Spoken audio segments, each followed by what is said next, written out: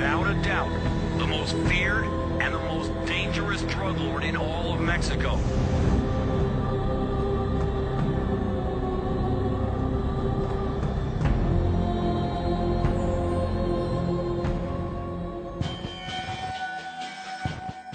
Archibaldo Guzmán Loera, conocido como Joaquín alias El Chapo, nació el 4 de abril de 1957 en La Tuna, población del municipio de Badiraguato, donde en la década de los años 40 prosperó el cultivo de la amapola, donde son comunes apellidos como Félix, Caro, Gallardo y Arellano.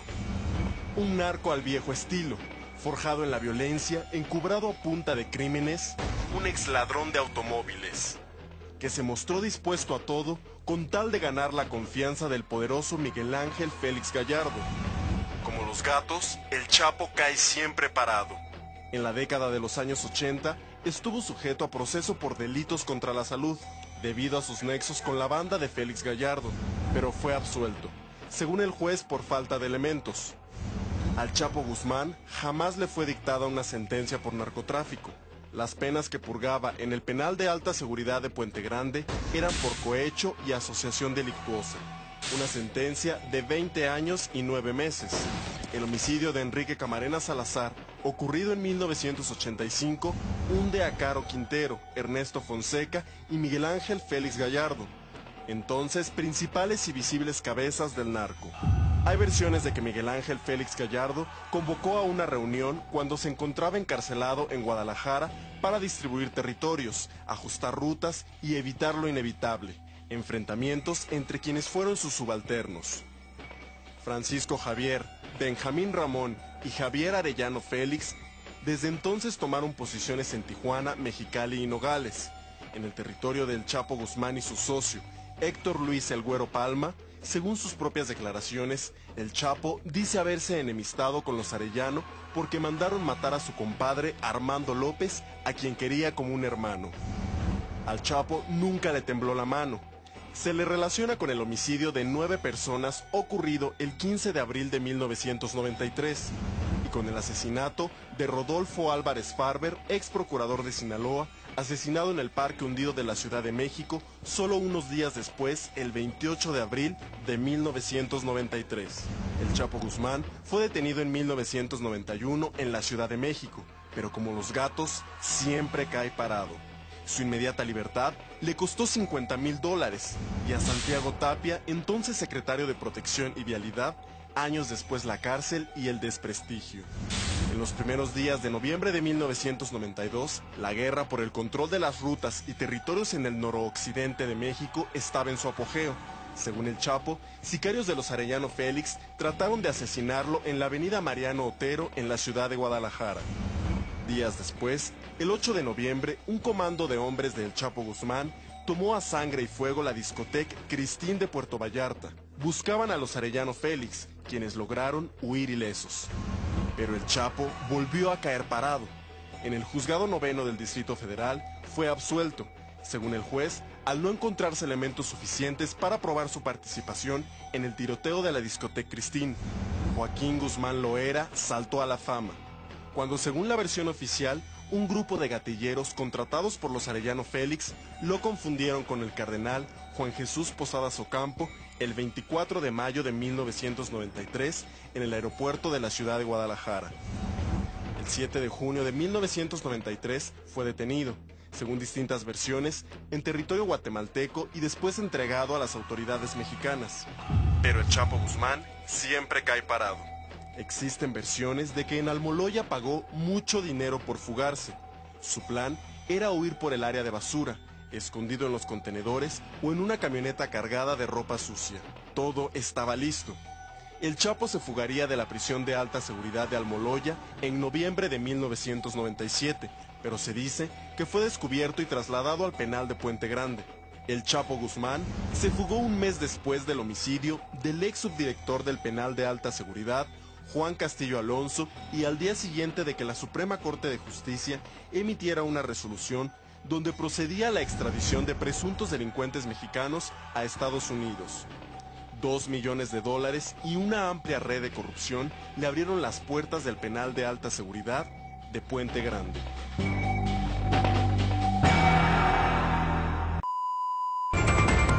más buscado ahora por Estados Unidos es un mafioso de talla internacional.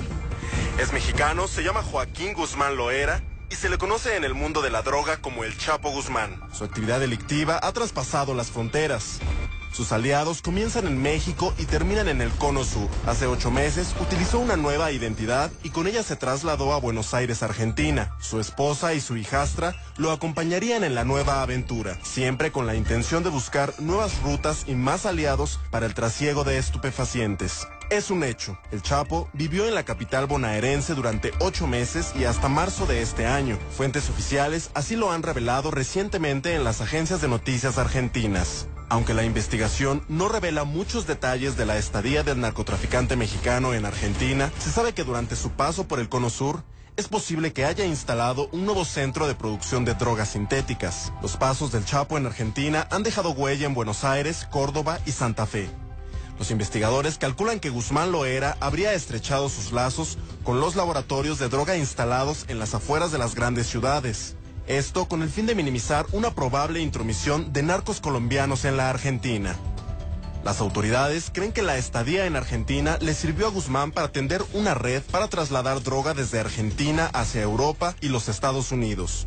Sostienen que allí hizo sus principales negocios, sobre todo los relacionados con la elaboración de efedrina. También se presume que habría lavado bastante dinero. Ya hace un par de años, la Asociación Antidrogas de Argentina había dado a conocer que su país se había convertido en un centro de operaciones del narcotráfico internacional. Los mexicanos y los colombianos estrecharon vínculos delictivos y son los dueños de hasta un 40% del negocio de la cocaína en Argentina. Claudio Izaguirre, presidente de la asociación, señaló que los narcotraficantes mexicanos, especialmente los del cártel de Sinaloa, que lidera el Chapo Guzmán, dominan la zona de la provincia de Buenos Aires. Después de casi 9 meses de transitar sin ningún contratiempo por la capital argentina, la DEA, señalan las investigaciones, se enteró de la presencia del narcotraficante en el Cono Sur. Fue entonces cuando el Chapo hizo de nuevo maletas y salió de Argentina, pasando primero por Uruguay y después por Colombia. La agencia de noticias argentina señala que al momento de llegar la orden de arresto de Guzmán Loera, el narcotraficante escapó con su familia. El mapa actual de la ramificación del narcotráfico mexicano muestra que su influencia se extiende a 16 países de la región y también en otros continentes. Informes de las agencias antidrogas de Estados Unidos, México, Colombia, Argentina, Costa Rica, entre otros, confirman esa expansión. Países vecinos advierten el riesgo de que los narcos mexicanos exporten al resto de los países la ferocidad de la guerra que libran entre ellos por los mercados y las rutas de la droga. Un informe del Departamento de Justicia de Estados Unidos, con datos del Centro de Inteligencia Nacional de Drogas y la DEA, revela que los narcotraficantes mexicanos operan tanto en Alaska como en Buenos Aires o Sydney.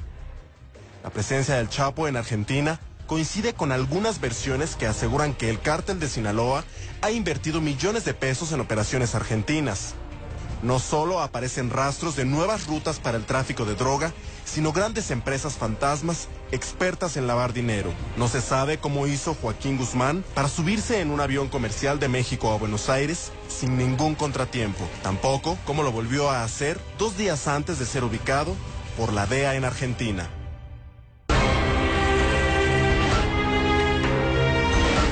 En 1996, Juan Arriaga Rangel, un turista mexicano, llegó a Buenos Aires acompañado de su esposa, 5 hijos y varios escoltas. Arriaga Rangel era en realidad Amado Carrillo Fuentes, el mafioso más buscado del momento. Se le conoció como el Señor de los Cielos por habilitar una flota de aeronaves DC-8 para transportar droga hacia los Estados Unidos.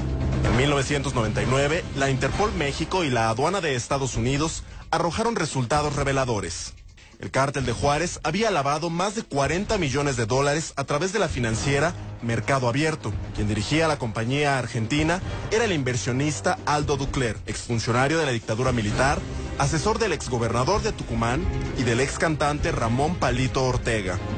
Aquellas investigaciones revelaron que el Señor de los Cielos había aportado $1 millón que terminaron en las cuentas para la campaña presidencial del dúo Eduardo Duhalde y Palito Ortega en 1999. Amado Carrillo se enamoró del Cono Sur. Vivió en un apartamento de lujo en la colonia La Recoleta y por medio de testaferros argentinos compró campos, finjas y hasta un hotel en el Mar de la Plata. Las investigaciones argentinas señalan que Amado Carrillo compró también una petrolera, el Hotel Turbillón ubicado frente a la costa, la Estancia Rincón y otras propiedades ubicadas en barrios residenciales.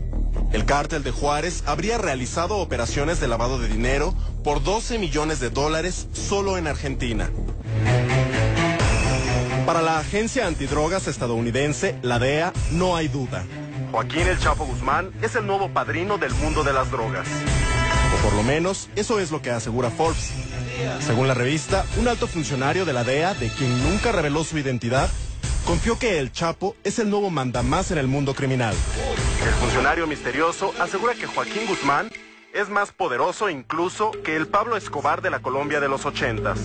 La publicación pretende comparar al Chapo y a Pablo Escobar, pero ambos narcotraficantes vivieron en tiempos diferentes, en países diferentes y en situaciones poco similares. Es indispensable que cese el juego inmediatamente. Divulgue a la opinión pública eso para que el presidente dé la orden. Es urgente, es de vida o muerte. Alfonso Reyes Echandía, cuéntenos, pero ¿qué hay que hacer? Pues que el presidente de la República dé finalmente la orden de que cese el fuego. Inmediatamente. Comparar la guerra de las drogas de México con la guerra de Colombia podría ser un ejercicio infructuoso. Cuando Pablo Escobar dominó Colombia, el negocio industrial de las drogas ilegales apenas comenzaba. De hecho, Escobar no vivía en la clandestinidad. Era considerado un empresario exitoso que tenía aspiraciones políticas. Su hacienda y sus animales exóticos fueron objeto de reportajes de televisión. Era conocido como propietario de los equipos de fútbol más importantes de Colombia. Sus vínculos con el narcotráfico se revelaron cuando Escobar, además, ya había sido congresista. El país debe conocer la realidad de ciertos poderosos capitales que creyeron que la amnistía patrimonial significaba el olvido de los delitos que sus titulares cometieron para lograr formar sus fantásticas fortunas. Quiero informar a la opinión pública que el señor ministro de Justicia tiene un plazo de 24 horas para que presente las pruebas concretas de la sindicación que me hizo en el día de ayer en la Cámara de Representantes. En contraparte, el Chapo Guzmán siempre ha vivido en la clandestinidad. Iniciado como puchador de marihuana, el Chapo se convirtió en la cabeza más visible de un triunvirato delincuencial, el Cártel de Sinaloa. El Cártel de Sinaloa ha operado durante muchos años con un bajo perfil que eficienta su actividad criminal. Cuando algunos de sus líderes son arrestados, simplemente reajustan su estructura y continúan con el negocio.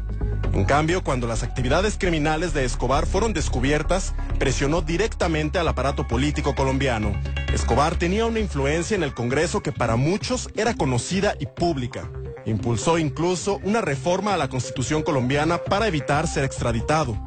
Ordenó el asesinato de un candidato presidencial, de un ministro de la Corte y el derribo de un avión comercial mediante una bomba. Desde la cárcel ordenaremos tu ejecución y fumigaremos con sangre y con plomo a tus más preciados miembros de familia. Si el tratado de extradición no cae, derrumbaremos la estructura jurídica de la nación. Ejecutaremos magistrados y miembros de sus familias. Si actúas con inteligencia, con silencio, no pasará nada. No estamos jugando, actuamos de sorpresa. Pablo Escobar hizo del terrorismo un arma que dirigió contra la población civil. Parte de esa campaña criminal fue dirigida por Escobar desde el interior de la catedral. Así le llamaba a la cárcel de lujo donde Pablo estuvo hospedado durante un año. Escobar no escapó en un carrito de lavandería. Fue perseguido por un bloque de búsqueda que le hizo la vida imposible. Después de su fuga, Escobar fue cazado y perseguido como un animal. Escobar y el Chapo tienen muchas diferencias. Aún así, para Forbes, el Chapo es más poderoso que el propio Escobar.